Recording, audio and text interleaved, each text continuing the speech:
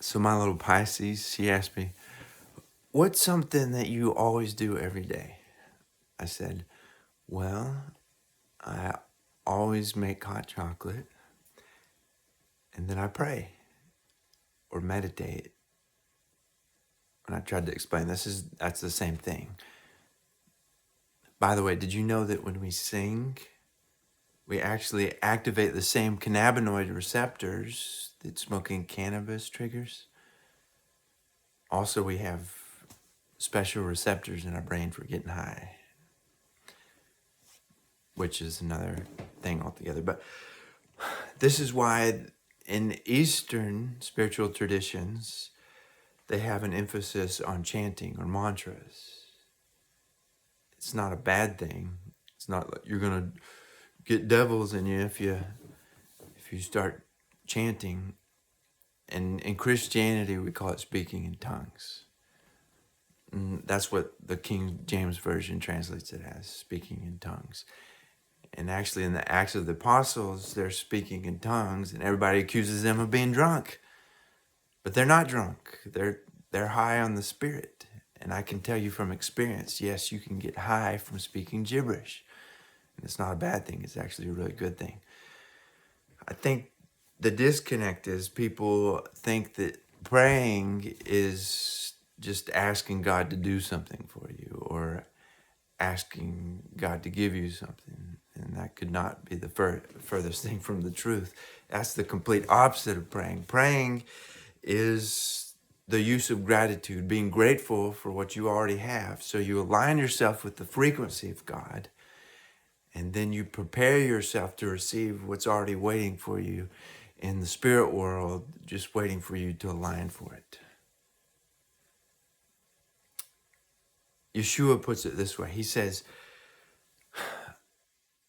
when you pray, please don't be like the hypocrites, the stage performers, the actors, who just love to get up in front of churches and give these boring, long-winded prayers, or stand up on stages in the town square as if they're talking to God. No, they're not talking to God. They're talking to people.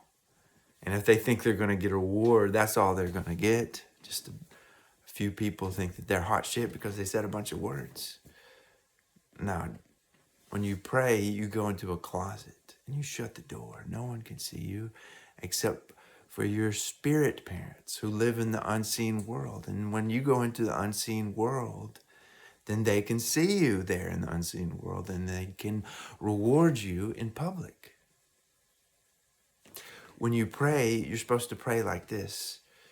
Spirit parents who live in the unseen world, please allow the force, the will of God, to manifest what already exists in the spirit world and bring it into the earth plane. You see how that works like that? The thing is, it's not about getting stuff. You can't serve two masters. It's just human nature. If you try to serve two masters, you're going to favor one over the other, and you're going to like one and hate the other. It's just, that's the way it works. So you can only serve one master. You can't serve both divinity, your own divine nature, and affluence, what you can do with your wealth. And so you can't even think about that stuff. You can't don't even think about your life, your soul. Don't think about what you're going to eat. Don't think about what you're going to drink. Don't think about your health. Don't think about your appearance. Don't even think about the birds and the flowers. They're not thinking about that stuff. They don't think, oh, what am I going to wear? Or, oh, I'm going to die from cancer. Or, oh, I'm going to be late for this job that I don't even like. They don't think about stupid shit like that. No, they just exist. And they're beautiful.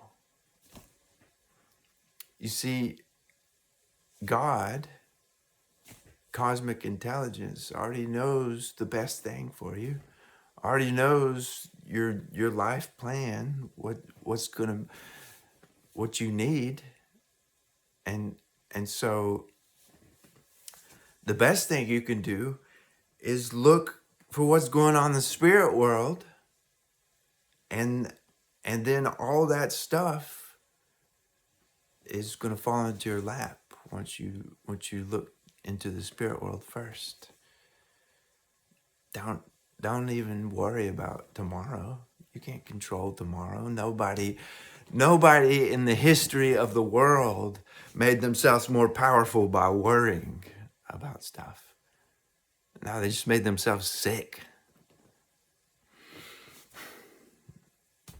The only thing that you can control is yourself in the present moment, right now.